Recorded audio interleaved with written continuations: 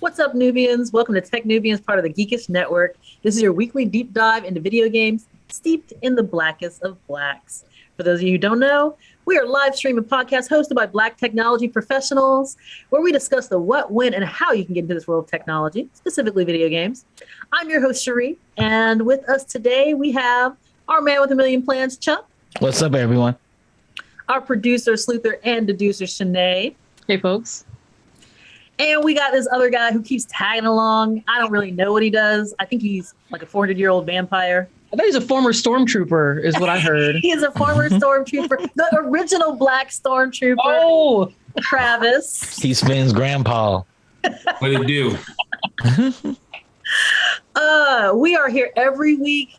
Why? You know why. We're here to inspire, sustain, and nurture successful creative technologies in the pursuit of Black excellence and content development. Y'all know we like to kick this thing off with the news. We do a long topic. This week, we are talking about the gaming bandwagon. What's getting ready to happen with gaming right now? Let's talk a little bit about this. I think there's going to be like some good conversation around where are we going as an industry. But before we get into it, we are going to do our gaming and tech news segment, techn00bians. All right. So right here to kick things off, Chuck, you've got an article for us. Tell us a little bit about I actually got two articles from Microsoft. Right. The first one kind of feeds into the second one. Microsoft and Sega are teaming up for the next gen cloud gaming platform. It's really interesting. So they made this strategic alliance. And if anybody knows Sega used to make really dope consoles until they over-designed the console they couldn't sell in every household 4 times. And so they end up working with Nintendo a lot, but now they're partnering up with Microsoft to bring their properties to cloud gaming. And so that may be where gaming goes next. You know, the bandwagon is, can we play extreme games straight out of the cloud? And Sega making this alliance with Microsoft may make that come to true quicker than we thought. It's called the Super Game Initiative for developing new and innovative titles where they focus on global and online communities and IP utilization. So this is going to be really interesting to see what Sega does, which feeds into the second article. Microsoft overtakes Apple to become the world's most valuable company. Wow. And that's saying a lot. So Microsoft doesn't have the hardware swagger as Apple does, but they're still became the world's most valuable company just because probably mostly their clouding performance and the software they offer via the cloud and then the high quality they give it to you at. So this cloud gaming online, cloud gaming and going strictly online for all your products may be how Microsoft wins. They already set us up with the Gaming Pass, Ultimate Gaming Pass, where you can just download games and just play them on any device. So little do we know, Microsoft just had so much. That's the reason they just had so much money. They're like, here, have games for free for this gaming pass. First of all, what do you mean, little do we know? Microsoft is loaded. Okay. They're loaded, but go ahead. Like, we're in an information age, right? Uh-huh. And it can I don't know how it can be decently argued that Microsoft has been in the driver's seat for the majority of this. Right. They have. So it's not shocking, first of all, at all. I'm actually shocked that it wasn't so already. Yeah. So, all Microsoft was doing was saying, look, Apple, hold my beer. Yeah. Right. So there's that. Okay. Number 2, let's talk about my favorite Japanese company. Nintendo. Sega. Yeah. How did it so wrong, Travis? You're always talking about Nintendo. I thought Mario were buds. No. Thank face. No. And I say this to anyone who will listen. I will bet on Sega all the time. But I'll tell you why. In my career, I have seen Sega always innovate. And their problem has not been innovation. Their problem has always been timing. Yeah. Okay. When I first started in gaming, they said, "Hey, let's make an attachment onto your Sega that actually gives you more memory." Right, the 32X. Right. no one was having it. You know, you said they said it couldn't be done. Then they did HeatNet, which was Sega, which is SegaNet, which is online gaming. Okay. Then they did the Activator. The Activator was actually full motion sort of, body controls of things. They did the Sega CD. Right. Yep. They went and did, in Dreamcast, they had, your little EPROMs that you can put inside your controller. Sega has been on fire, right, the entire time.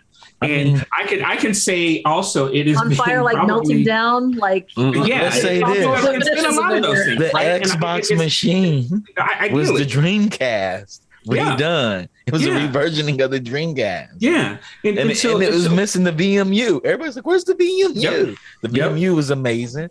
They made active 3D glasses for the 8-bit era. 8-bit era active 3D.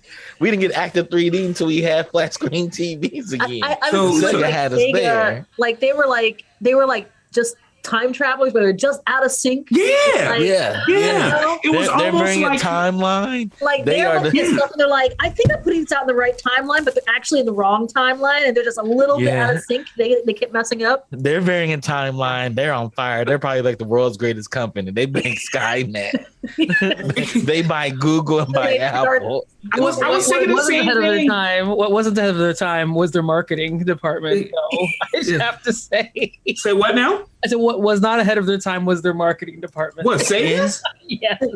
What are you talking about? Nintendo don't. I know. Sega does what Nintendo don't. I'm just saying, we all have a memory of it. I just recently went back and looked at some old like 90s Sega commercials. They do not age well. That's all I will say. Go back and take 10 minutes. Go back and avail yourself of them, and you're like, wait a second.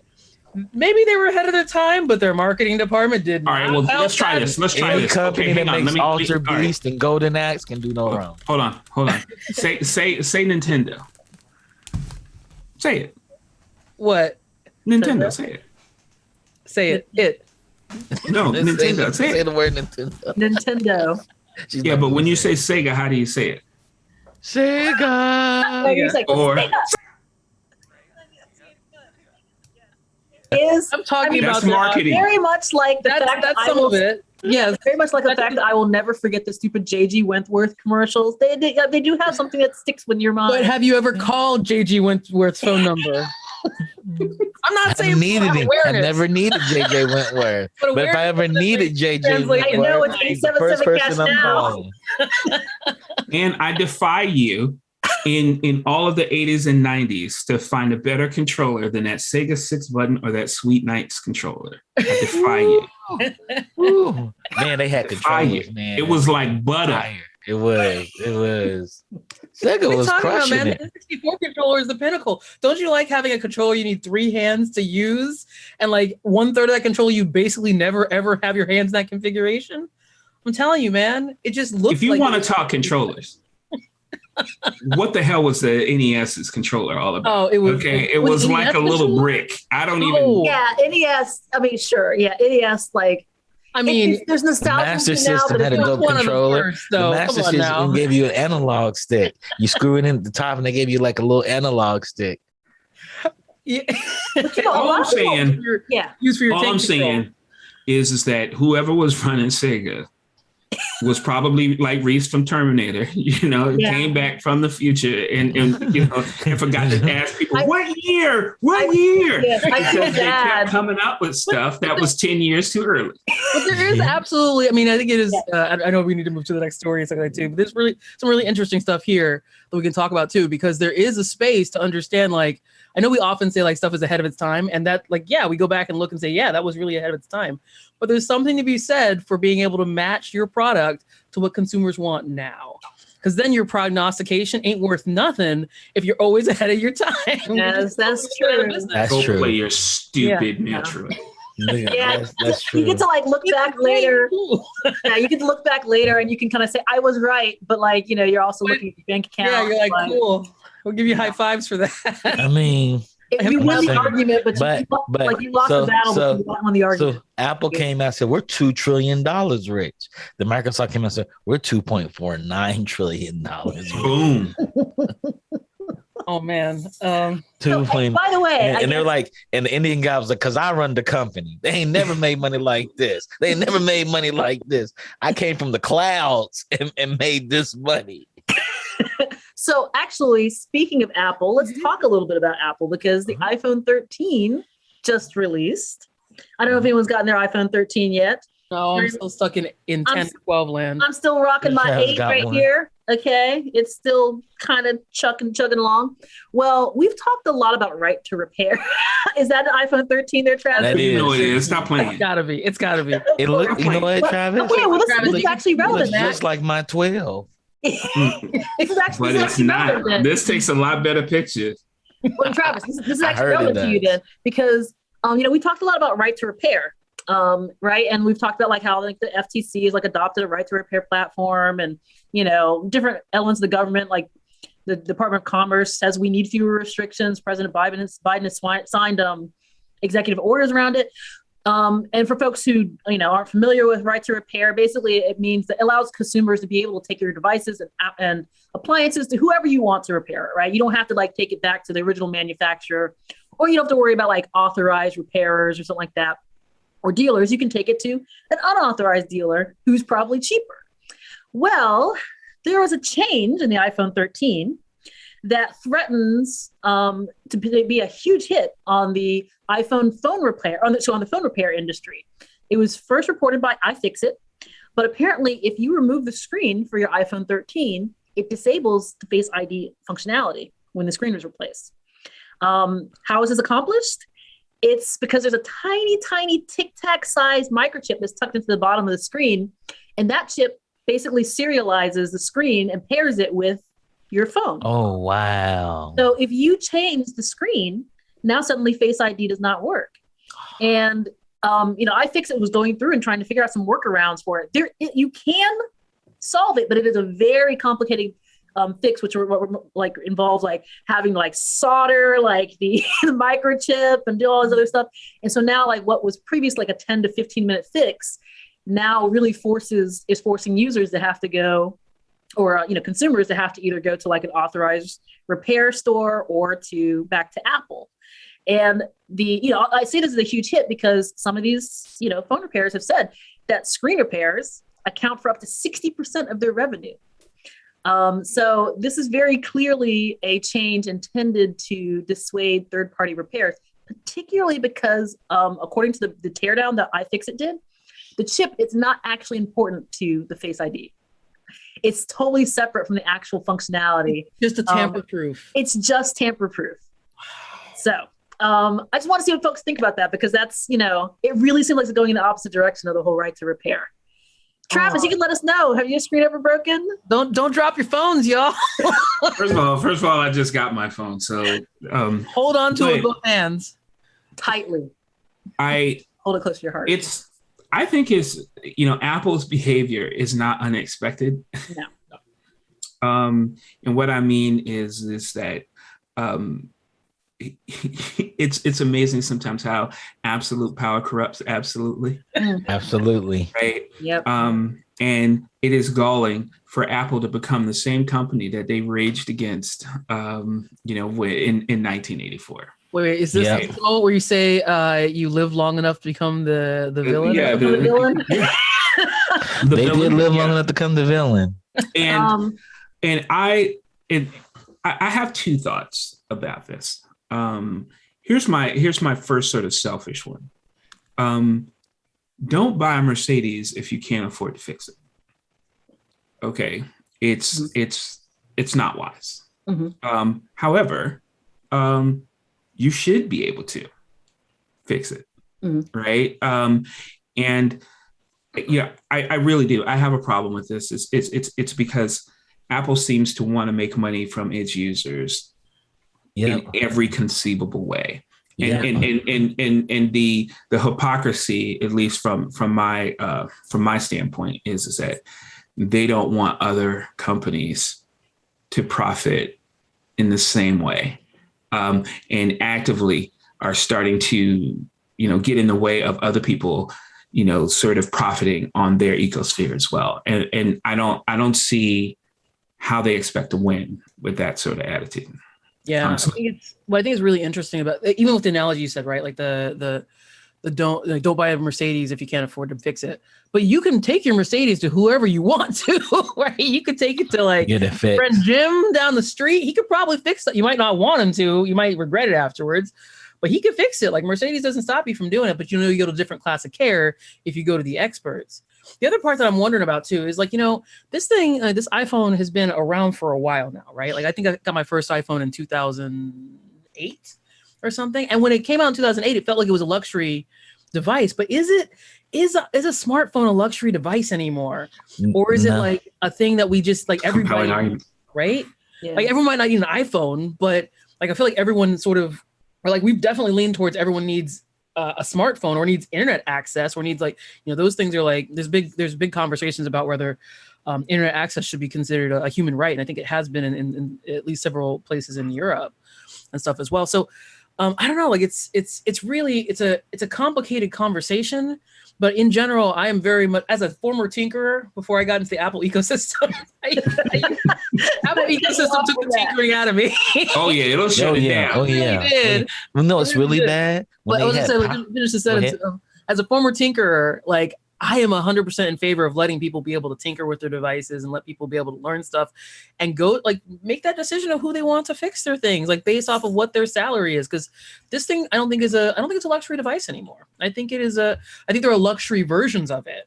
Right. But I don't think it qualifies just across the board as a luxury device. Go ahead, Chuck. Sorry. What's so interesting about Apple was I remember an era when PowerBooks, you could take apart the whole entire PowerBook and put new parts in, a new RAM. You could put a new motherboard in. You could just slide that stuff in. People would bring their PowerBooks into Apple. We'd be back of house, be like, I need more RAM. Like, oh, whatever. Here it is. You need 16 extra gigs. Okay, you have to buy this chipset. Bring it up. I have it to you in 15 minutes. Nice. I take it back, just pop it up in the back and screw it. Actually tap, boom, move everything. You need a new hard drive? Pull out the hard drive, put a new hard drive, and copy it over. It was so easy. It's interesting. And then they had John Ivey come in, and he was like, "You know what I'm going to do? I'm going to thin this computer down where everything is glued together onto the screen." And it ruined it. So the greatest thing about the new MacBook Pros is they're thick again. And it's like, oh, that means I could probably pop it open and play with it. They have open, so hopefully, I don't know yet. I haven't watched a teardown video yet. I was like, nah. Watch a video. Don't void your warranty. But the fact I have a new MacBook Pro. No, you can't. And can you do it? Oh, they used to have compartments on the back side, and you just pop open the drawer, and everything you need was right there. Them days is over. It's so weird they don't allow us to do it, and the fact it's not weird. It's expected at this point. It's like they're like William Dafoe and was it Motherless Brooklyn? If there's a dime bag being sold in Central Park, I get a cut of that. They were like, if this screen breaks, you bring it to us. We get a cut of that. We were wondering how Apple's gonna like make up that revenue loss from that epic lawsuit. Here it is. Here it is. The funny part about Apple and these, especially the MacBook Pros now, is that it's not like innovative what they're doing. A lot of times they're just fixing a whole bunch of mistakes in, they said, they walked back a lot of stuff. Yeah, they did. Look, there's an HDMI port in there, and an SD card slot. And you're like, what? Like, seriously, it's sort of like when Apple said, look, we have folders. Yeah, and you're like, it was such come on, dude, really? Like, they walked it back. They walked back all their. They walked back the whole last decade. So you just wonder whether or not you're being pimped. I'm gonna walk back and give me Touch ID with my iPhone 14, please. Something. That's please, gone. Don't put a microchip that's going to disable it if I change the screen or something. That mess is gone. We got to go into our next article here. So, Travis, you have an article for us. Tell us what's going on. Well, look, I just don't understand this whole news article on game industry. It says that League of Legends esport remains unprofitable. What? This week it was revealed that Riot Games League of Legends sports division hasn't turned a profit. Okay. What? Now, you know what the problem is? That's a lot of partying they paying for. I mean, they're paying a lot of partying. They're promoting parties out here and they making no money on the back end of. Like, have you seen these productions? Yeah. Yes. Like, how about have 2 less grandiose movies and then give everybody $1 million checks? I mean, don't rent out the LA Live Center or Madison Square Garden. Yeah, and pack it with like 60,000 people, 100,000 people. I can understand that for your first couple years, whatever. It's been a decade, yo. I'm actually really surprised by that. Like, that's like, it has all the sort of like accoutrements of like looking like this is a deeply professional organization. And like, you look at the folks who are definitely really involved in the esports arena who as either players or spectators, and you're like, okay, there's money there. Like, there's attention. They're pulling eyes. I'm advertisers. I'm actually really surprised. You see that meme, that bruh meme? You know, the bruh. Right? That's how I felt when I saw this, right? I was like, wait a minute, ain't nobody making money? Well, most professional sports teams will tell you they operate at a loss. Like FIFA says they operate at a loss.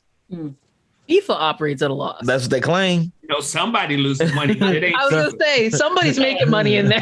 Yeah, that's what they claim. Like, the world's largest sports operating at a loss. Yeah. I smell a con. Yeah, I feel like there's something in there. It's kind of like, like when I was at EA and we were making record profits, but we didn't quite hit our target, even though we were making record profits. So 0 bonuses for everybody. I'm like, wait. We made more than we made last year, but we didn't make as much as we wanted, so no bonuses. You think it's a function of the language we're using? Yeah. It's like, because like we're using, like we're saying operating at a loss, but it's like, that doesn't mean that everybody's about to lose their jobs or that nobody's making any money. It's like, for the purposes of our taxes, operating at a loss means something different. Bobby Kotick used to get a $120 million bonus, and they're like, hey, we made $110 million profit. We got to go at a loss. Well, cut Bobby $120 million check. So $10 million in the red. So what does this mean for esports then, right? Like, League of Legends esports is if not still the GOAT, one of the biggest, right? Yeah, it's still the GOAT. It's the biggest. I think everybody going anywhere, but go ahead, Travis. I think everybody's making money. Okay, I do, and I just think that maybe Riot just thinks it's an operating expense or something. I don't know. Okay. Like it could be that, but I'm amazed. But I do have, some other sort of Riot news, which I'm excited about is every time I play a Riot game or every time I see like, Riot do something, like they come with the thunder. They really do, right? I mean, I feel like Riot's like an evolved Blizzard. They're like a Blizzard that ships products, right? Hold on. We're going to unpack that later. We're going to unpack that later. Right here. We'll come back to that one. But that being said, like their Netflix show, Arcane, is debuting tonight on Netflix. And my entire soul is here for it, because if Riot does anything well, okay, yeah, all right, well, we'll unpack that too, but but what I'm saying is it's like every time I see one of their presentations, I go, why don't y'all just make that show? Why don't you just go make that movie? And so Arcane seems to be that show, right? And I'm loving it. Well, Riot made the announcement this year. They're no longer a gaming studio. They're an full entertainment company. They literally spun up animation and live action inside the studio. They hired like 2,000 people. That's what happens. You got a sugar daddy and you're your own sugar daddy at the same time. You're rich and you got a sugar daddy. If you're sugar daddy, doesn't that just mean you're single? Like, what is that? I don't know how that translates. I'm rich with a sugar daddy. Your own sugar mama, but I'm married to myself. You got a sugar parent somewhere. It's like you got wealthy, but your parents are wealthy, and they just added up together more wealth. Say word. Then you're just a dynasty at that point. Yeah. Like, what else we're gonna do, man? Hiltons or something. People really like our trailers, our trailers for Overwatch. Let's just make an animation studio. I mean, Blizzard should have done that, but since they didn't do it, we're gonna do it. I admit, like, shipping product. Back when Team Fortress 2 was like when they were first announcing all their characters, I watched me and folks at the office too would be like, "Yo, they got another character, come on over," and we just put that on, we blast it because they made really endearing, engaging content. Like they really captured what their characters' personalities were in it, and they were just fun to watch. I played Team Fortress 2 because of those videos. Yeah. Not because it was really like type of game I'd play. I love that game though. Team Fortress 2 is an amazing game though. I bought the collector's edition of Overwatch with the terrible Soldier 76 statue. Yeah, me too. No one wants Soldier 76 of all the characters, but whatever. Because of the game. Because of those videos. Because I'm like, I like these characters. I want to invest in this. And tell them like, hey, yeah, more of this stuff. Yeah, and the other thing that's pretty smart about it is like I watched all those videos. I did not play Team Fortress 2, but I would watch an animated thing, that they put out there. Like that's bringing me back into it because like I love this part, but like it wasn't my type of game, so I didn't play it. But I will watch all this other, consume this other media you put out for it. So bring me back into your ecosystem. But I have one cautionary tale, which was Square Enix tried to do that, right? They tried to create their own animation studio and they made, what was it called? Spirits Within. Oh yeah, they made this version. Yeah. That wasn't their fault though, because they went with a Hawaiian studio. Who has a studio in Hawaii? Let's be honest. That was their decision. Square. That's who. Square. That's who. Square does, yeah, actually. Japanese company. Yeah. And so they made it. And the movie was just bad, but the art was good. The movie. Yeah, I mean, it was a beautiful. You said graphics and everything like that. Graphically, it was beautiful, but it was just like the most boring plot. I remember getting a recruiting call for that location, and I'm going, I did too. I was like, in Hawaii? With Square? For a second. Nah, I'm good. You're like, I'm better than that. Yeah. I want to be in Hawaii. No, I just knew it was only a matter of time before they turned off the lights. Did it? Isn't it still open? Don't they still on that location? I think it's long gone. Okay. But the thing is that I know we all sort of, I mean, I'm not saying anything against the Netflix, against what Riot's doing like that, but I know there's tendency of like, oh my gosh, like Blizzard's made this awesome content to like introduce characters. I wish they'd make a long form movie. And we also realize as content folks that like, hey, there's actually a really big difference between making a 2-minute movie and making a 90-minute movie. Yes. So maybe they're just like, let's just lean on the stuff that we're good at. Maybe we're good at 2-minute movies and we don't have the skill set yet for something longer than that. And if that's the case, I'd actually rather they just the conversation in Netflix was should we ask Riot to export this and make this from Japanese studios or an American made studio? And Riot was like, no, we want to do it ourselves. And they were like, can Riot do this? They make video games. I said, have you seen any of their character animations? So I made a whole list and circulate like, hey, look at all of these. This is what Riot can do. Yeah. Storytelling, they may need some help. But I said, outside of that, long form storytelling, they may need help. But outside of that, they got animation down. It's Pixar level. Yeah, it's good. It's real good. I mean, Blizzard was that good too at one point. Then Blizzard. I think Blizzard animation is still there. Okay, but it takes them like 5 years to make it. To do what Riot does. It's dope when it comes out though, but.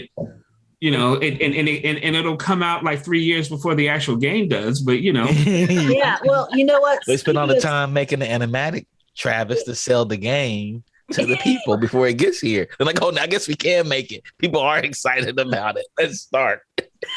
All right, so we got one last story for everybody before we go into our long topics. Sinead, tell us what you got. Oh, yes, I have a story real quick. So I think this is really interesting. Are you guys into 3D printing? I have wanted to get into 3D printing at some point, but it seems messy. There's a lot to it. I wish Leon was on the show today because I know he does a ton of 3D printing stuff. But here's the story.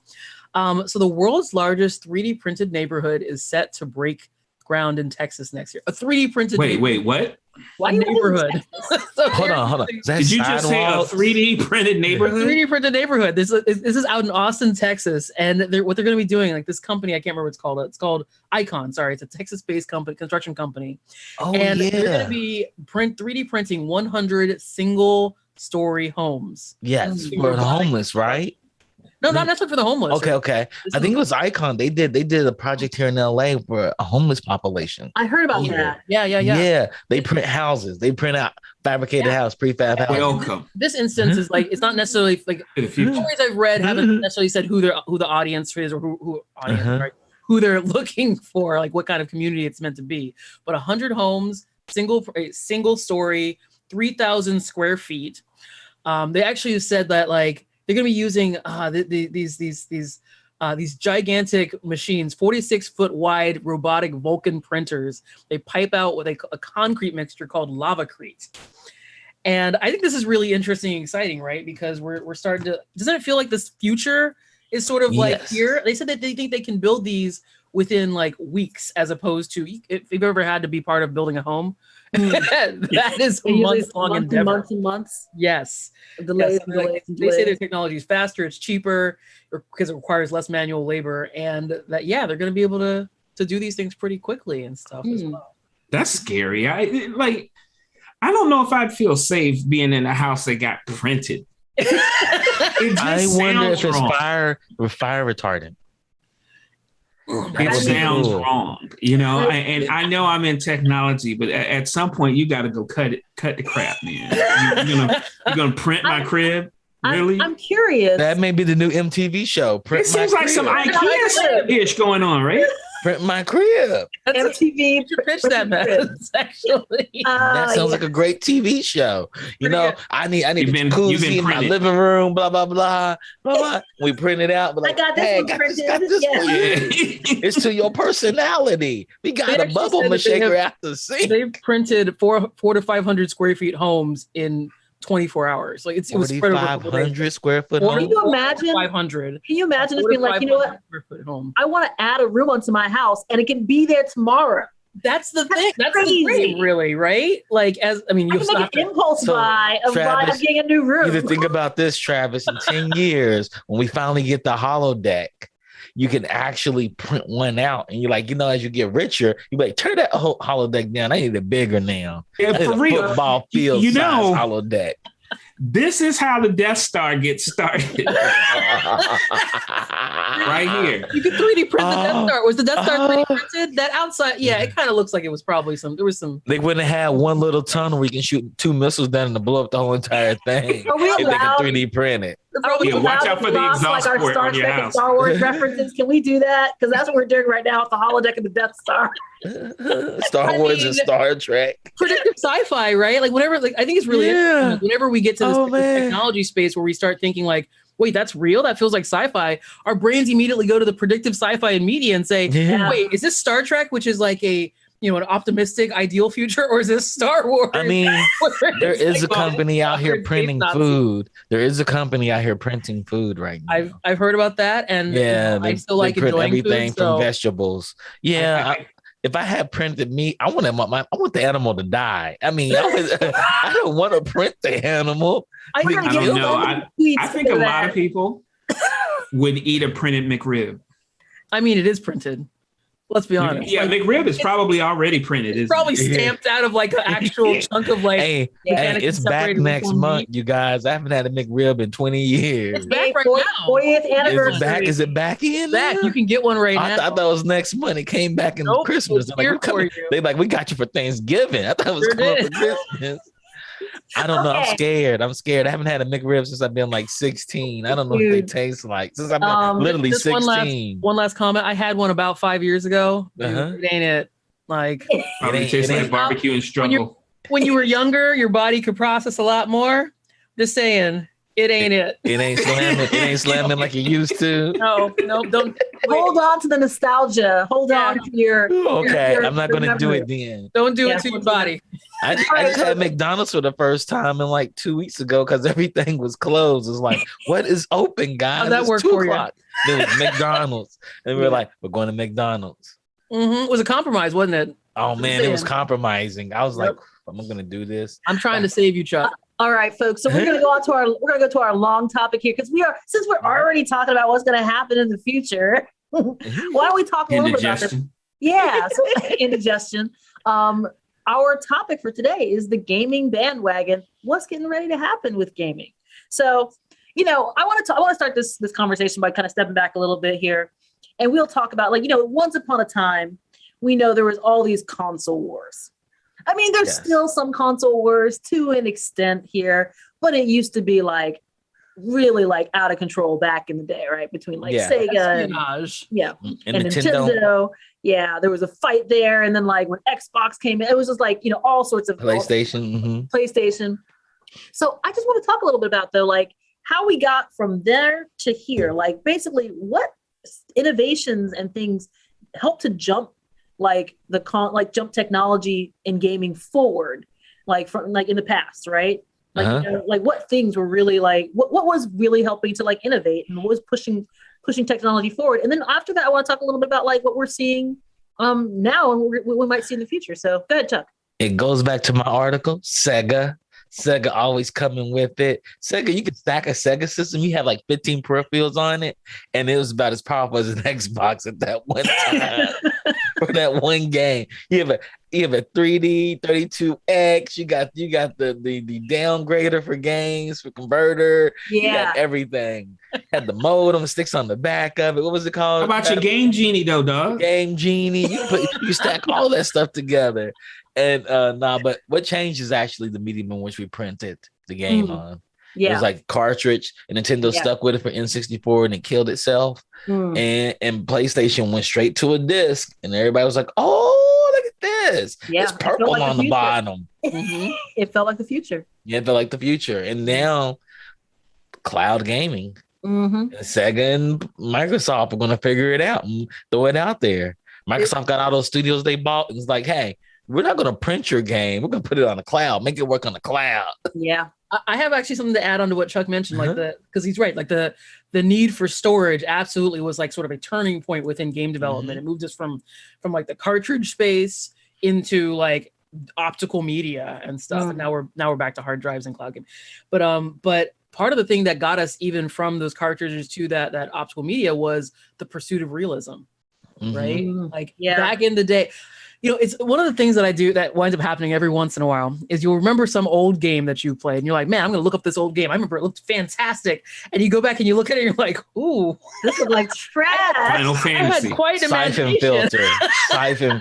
Ocarina of Time. Battle Arena Toshinden. Metal Gear. Devil May Cry, the original Devil May Cry. Like like those games, like you have this perception of them being looking so realistic, and then you go back and look at them now, and we're in a post like The Last of Us, post Ghost of Tsushima, Ghost of Tsushima world, and you're like, whoa, you really had to squint to like recognize all that stuff. Your imagination was working a lot harder than you realized. Yeah, and the pursuit of realism, I think, is really it's driven a lot of game development. It's also driven a lot of the console development too. Like we used to like geek out about specs. We still do, I think, geek out about specs for like new consoles as they get announced. But those jumps are much smaller now because we're sort of getting like diminished returns generation after generation after generation. You can go back and look at a game that came out on maybe PS3 and you don't have to squint as hard to see the realism there. You go back and look at a game that came out on Dreamcast or PlayStation 1 or anything like that, anything that was post Sprite, and you're like, ooh, you really had to love it. yeah. And I think it's the medium in which games transfer from screen to controller device too. Yeah. Because we used to, when I was with the PlayStation, we were like, what can PlayStation 4 do? And we were like the first company to figure out how to use solid state memory properly is going to be the company that wins. I think allow me to get and don't get me wrong, Nintendo was right with the cartridge. We call them SD cards. That's what we call them. And now we throw a terabyte on a cartridge and it costs you $32. Yeah. Nintendo's not wrong with that. But my optical media costs a fraction of that. Like the profit margins are bad for the companies, but it's good for the consumer. Yeah. Go ahead, Travis. So what I said when I said, like, let me be meta for a second. I think it's cooperation that's pushing the industry forward. And it's something that we sort of eased into, and I'll tell you what I mean is back when I started, making games. For example, you had to get a DOS extender, you had to use RAD game tools, you had to use mouse sound drivers, you had to use all these different things, to just get an environment where you could actually make a game. Okay. And then Microsoft came along, and specifically Alex St. John and his crew that decided this is DirectX. Okay. And it was an agreement about how you would actually fulfill most of the things that you had to cobble together before, right? And so everybody started to agree. Okay, more people started using the id Software engine to actually make products. They started using Unreal. They started using all these different things, and now you've got all these different companies that are agreeing what it actually takes to build these worlds. Okay, like you could spend forever doing your environment in a application, or you could use SpeedTree, right? For example, right? Now you don't have to worry about that. And so I just think that the more we do, the more we cooperate, the more we get along, the more we say, here are my assets, or here are the way that I am doing things. Here, you use it too, so that we can build a better world, a better way of simulating things. The more people agree, I think it's going to push this industry forward, and we'll be able to replicate that reality at a fidelity that is unheard of, because you're going to crowdsource your entire production. I completely agree with all of that. Absolutely. Like all these off-the-shelf solutions and stuff like that too. I think it was like Travis said, and especially it's sort of a lot of it came together as our community started to become more, as society started to become more connected, as our community started to become more connected. We started to realize we're all solving the same problems here. Why are we all solving them separately? Right. Why am I decimating my own lots here? Okay, is there someone who can provide this? Why am I doing like I said, why am I doing my own background tree? Like, why doesn't someone provide this? And people said, oh, that's a collective pain point. Well, I got some code for that. Hey, you guys want to buy this? Like, what? Like, well, we putting the block on the screen was a pain point. Absolutely. Yep. Unreal is one of the, like you said, is one of the absolute best known examples of that too. I remember actually being on the phone with Mark Rain at Epic and cussing him out about Unreal, and I said, it is ridiculous that I can pay $50 for Unreal, and when it breaks, I can get customer support faster than I can get it by paying $500,000 for your engine. Fix it. Yep. Right? And message received. Right? I mean, because I was telling guys at Epic, I was like, there's gold in those hills. Right? But you got to support your people. You have to help them build these realities. Right? And as soon as you take on that responsibility, as soon as everybody starts agreeing, that's when it happens, right? Because once upon a time, people were flexing, like, I got the best 3D engine. I've got this, and don't nobody care. Okay? Don't nobody care. What they care about now is you've got a 3D world. What are you doing in it? Yes. Do you have the best 3D engine? Does it have the best documentation so someone else can use that mess? Yeah. Does it have the best tools that anybody can just hop in and learn it quickly? Yeah. Mm-hmm. Is there a million videos in YouTube that tell me everything I would ever want to know about it? Literally a million videos on YouTube of some of the best savant geniuses in video game development. Yeah. They can't make a game, but they tell you how to make everything with a game. Yep. Mm-hmm. So I got a question for folks here. Because, one of the other stories that came out this week was talking about how Netflix, we've talked about Netflix and they're kind of launching like a game service. It actually launched on November 3rd, apparently. I have not checked it out. I don't know if any. Oh. I think Sheree. Oh, the Sheree froze. She got swallowed by the internet. As her twin sister, I'll fall in here for a second. Is there? Yeah. Oh, you're back. You're back now. Did I disappear? Oh, yeah, you did. How weird. You were talking about Netflix running up their gaming company. Yes. And then Netflix stopped it. And they were like, nah, don't keep talking about that. It's a secret. All right. I'm back. Sorry. So I was gonna say, I said, Netflix is starting, they're starting gaming and stuff like that, which is just, I guess they just released their platform back earlier this week. And I just want to talk, because earlier we were talking about, folks who are doing gaming and stuff like that, who are moving into like the animation space. Now you got a company that's like, like Netflix, which is streaming movies and TV shows and stuff like that, now moving into the gaming space. Like, what space is there for like companies there that are not typically like game creators? I think there's a lot of space. Yeah. Go for it, Travis. No, it's a tough road. And I can tell you, after working at Lightstorm Entertainment, Digital Domain, and at Warner Brothers, right? Places that are traditionally just media, and then wanting to bridge that gap into interactivity. It is a tough road to hoe because the disciplines look alike enough for you to think that you're on the right path, but you're not. Okay.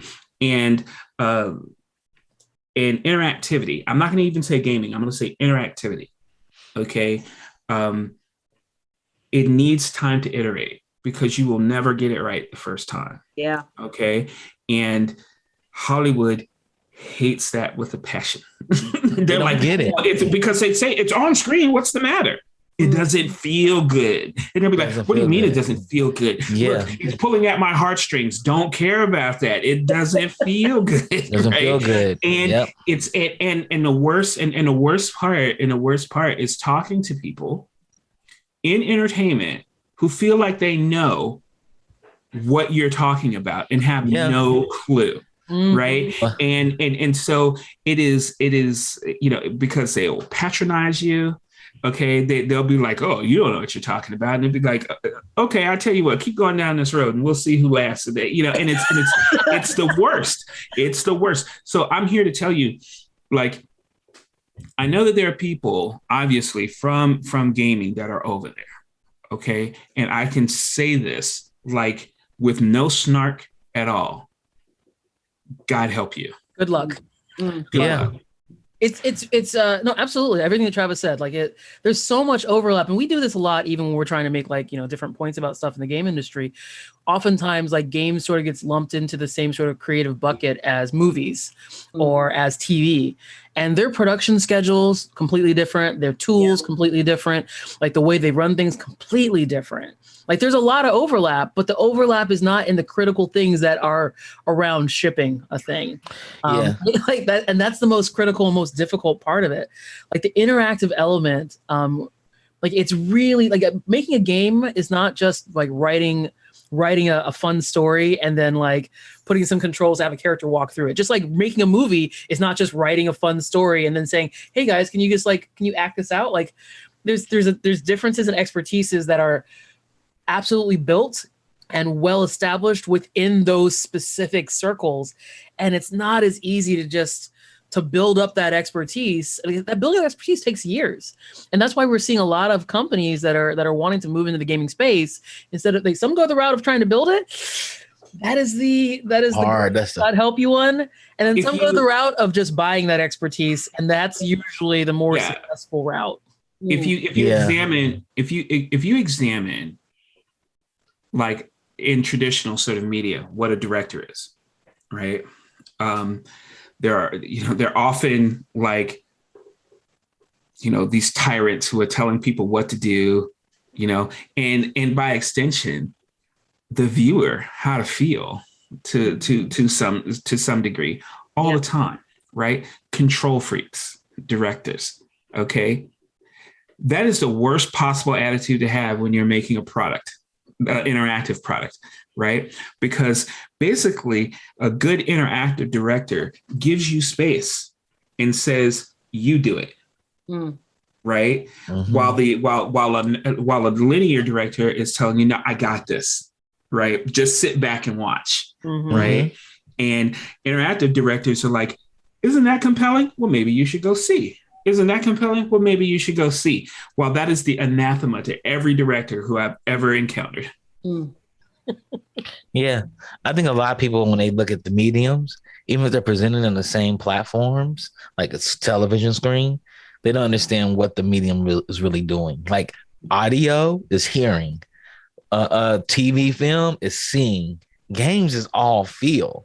Yeah. And feel includes agency, includes tactile interactions. Like you look at Google software, right? They're like, oh, we can make games. Like, no, you can't. You can barely make functional productivity software.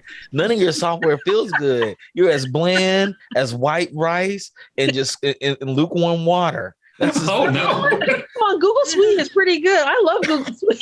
I mean, It's not sexy though. It's that co-op. It's that co-op. But it's yes. just functional. It's just functional. Yeah, it's not sexy. Clicking that compose button should feel really not. good. You click that compose button, you go, it should sound nice and be like, oh yeah. Just I'm about to imagine. compose the hell out of this. Yeah, just for a second. Yeah, just for a second. Imagine if you took Google Suite and gave it to Apple and said, just aesthetically, fix it. Oh my God. I would never buy another Microsoft Office product ever. Absolutely. And Microsoft has slowly figured that out. Like it's what's his name? The CEO got there. It's like, look, all this stuff looks like crap. Make this as pretty as Apple, but it still doesn't have the feel. You know, like they don't have interactive designers. They don't have game designers. They don't have somebody that loves fight games so much that they can come in and make that button make you feel like a champion when you click it. Well, my one slight context for that is they do, but having sat in some of those meetings for like literally 3 or 4 hour meetings, they kill that person. But the usual pushback is like, okay, we want to add this this little feature or change this thing to rev on it from an not even interaction standpoint, just from a visual standpoint, make it sexier. And it's like, well, this change is gonna affect 350 million users. Is it critical? No, then we're not gonna do it. And honestly, like that reason can that is designed by committee, and everybody cares about the bottom line. It's not a wrong statement in a lot of ways, right? Because why introduce risk into why introduce that to the productivity software that like a large portion of the planet uses, but it also it basically kills any chances of you having those sorts of visual touches added anything between like a giant update outside of a massive redesign. But one as humans, touch on from what Travis said just for a moment, because I thought the distinction that he put between directors, between the sort of TV and movie director who is like the sort of tyrant or perceived tyrant, and how that doesn't work in games. And one of the reasons it doesn't work is because for movie and TV, yes, you're being very deliberate, and you want to control the way the viewer feels, right? Like the viewer is viewing your content through the camera. On games, like we have this concept of emergent gameplay, even, right? So, which is like, yeah, we've got like a direct experience we want people to have, but we also want to leave them space to find out like where's the fun. And sometimes that fun gets found before you ship, so you can sort of do things that lift it up and sort of plus it up. And sometimes it gets found after a game ships. Yeah. And you wind up saying, oh, holy crap, this is how people are playing my game?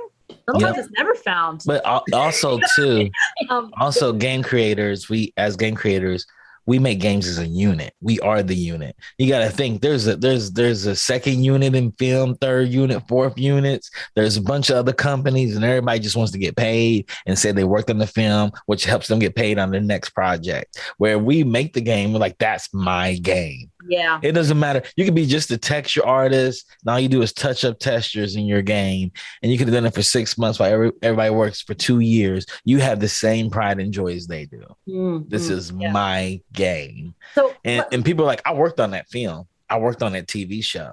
They don't claim they own it. Yeah. Every game maker I know says it's their game. They own it. We never get the crown because we know for us, the game director is not the most important person in the game. No. So I got one last question for y'all real quick, because I know we're running low on time. But like, where do we think what's the next big frontier here? What do we think, like, what trends do we see like really mattering in the next 5 years, things like that? What is the next big thing that we're seeing with gaming? Virtual production going into games. Unreal has kind of jumped that shark with Matt Workman and said, hey, we're doing all this Mandalorian stuff. Video games have gotten so real that we can actually do real things. And somehow we're going to bridge them together. Somebody's going to figure out how to bridge them together, because everybody wants to play the next Witcher as Henry Cavill. Everybody wants to play Henry Cavill as the next Witcher. I mean, yeah, he.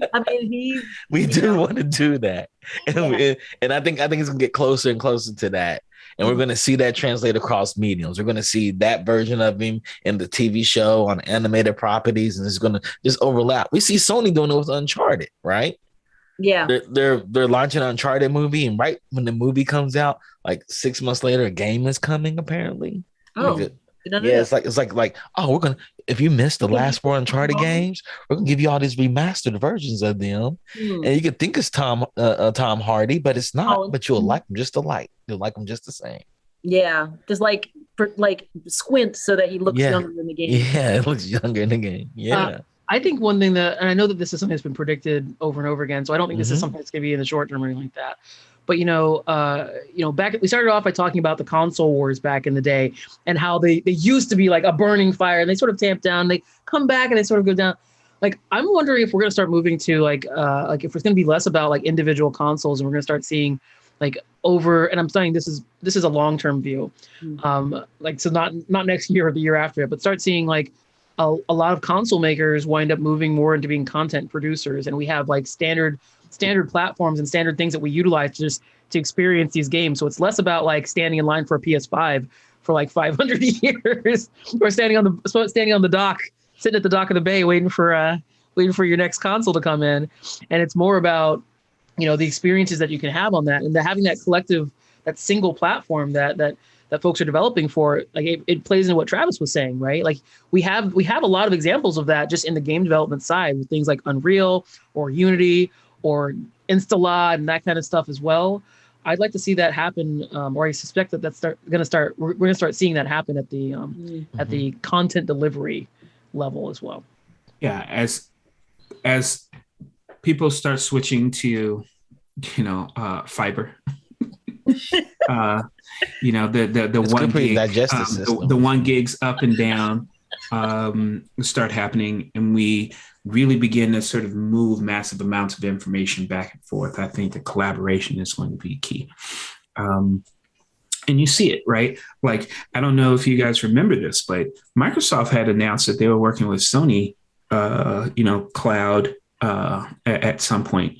And now, oh, look, here's Sega, So it's not a surprise that Microsoft is, once again, an 800-pound gorilla, right?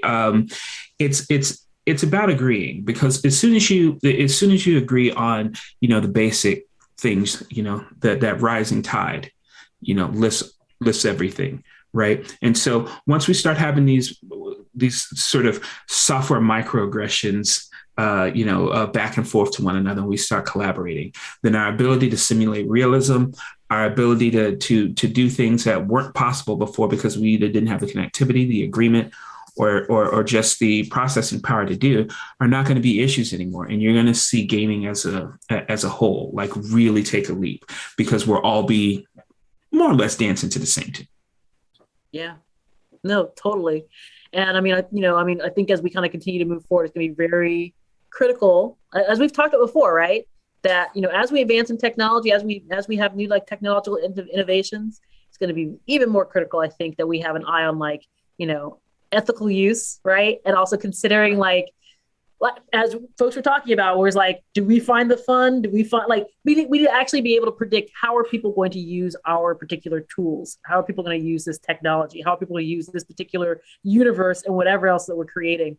I think that's going to be really critical for really making sure that everyone has a great experience as we continue to move forward in gaming. I want to add one more thing, because I think it's important for our listeners to understand this. Now, as I talk about this cooperation, as I talk about these titans of the industry sort of, building up and raising the bar, what does that do? That gives you, the listeners, the people who are making games, the people who are thinking about making games or making games in the future, think about the things that you're going to be able to create, because you start with power that we only dreamed of when we started in this business, right? And so it's going to democratize games into such a level where it might be as easy to make a game as writing a great American novel, and I am all for it. All for it. What is right, the equivalent of NaNoWriMo for games? Yes. All right. Awesome. Fabulous discussion, folks. I'm going to go ahead and close up the show. I want to give a shout out to Digital Click for all the creative they provide for each and every one of our shows. If you want to learn more about Technubians, hit up our website at technubians.com. That's techn00bians.com. Please follow us here on Twitch. And if you like our vibe, And we know you do. Oh God, guys, we gotta get this at some point. You know what I'm saying? It's like the Bad Boys. It's like Bad Boys. Bad Boys. What you going to do? Yeah.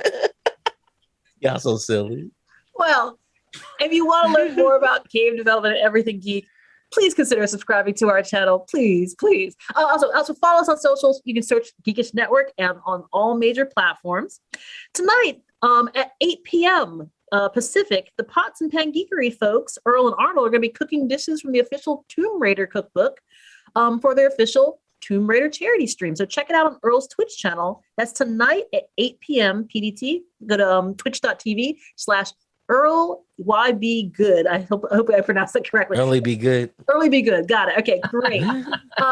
Anyways, if you're ever wondering what else geek we're talking about, you can check out our schedule of all the shows on TGN here on our Twitch page. So anyways, folks, that's it for now. Thank you so much for watching, and we'll see you all next week.